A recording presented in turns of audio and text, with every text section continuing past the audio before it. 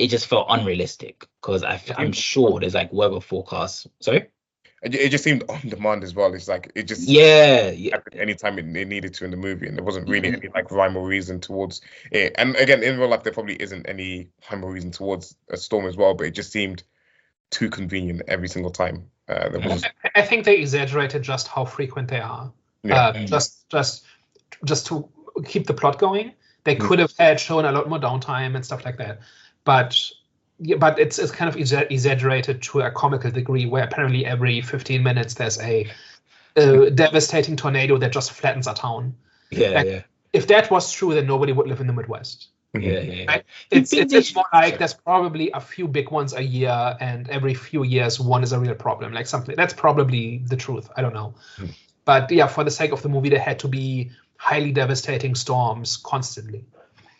Do you think they should have done that approach though, where they're building up to like a few storms, like maybe 1, 2, even 3, but like so they're building up towards that, and then they just use those moments, like the moments in between, to kind of like build character, like the whole concentrate on the character arc and the story itself, to like find solutions, to like build on like the solutions to counter the storms. So here's how I would fix it. I would say they are forecasting the biggest storm of the decade. And they know it's moving towards Kate's hometown, right? Or it's likely to. And they know they have about a day to until it happens. And for whatever reason, Kate's mother can't evacuate. And make her sick, make her bedridden, whatever it takes, right? But it's basically if Kate doesn't succeed in the next day, it will flatten her hometown, and it will probably kill her remaining family.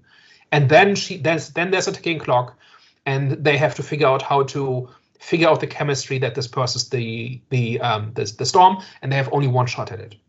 Because as it currently stands, if it doesn't work, why don't you try it on the next one? There was no sense of urgency. And I think that was the one that the thing that was really missing from this as well.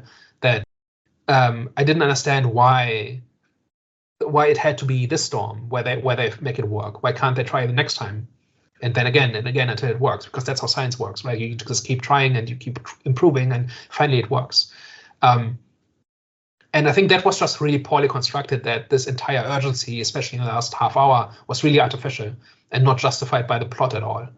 Like what the first movie did with like the race between the two teams to make the prototype work first, where the audience understood very clearly why if you don't come in first, you come in last. Nothing like that was in this one.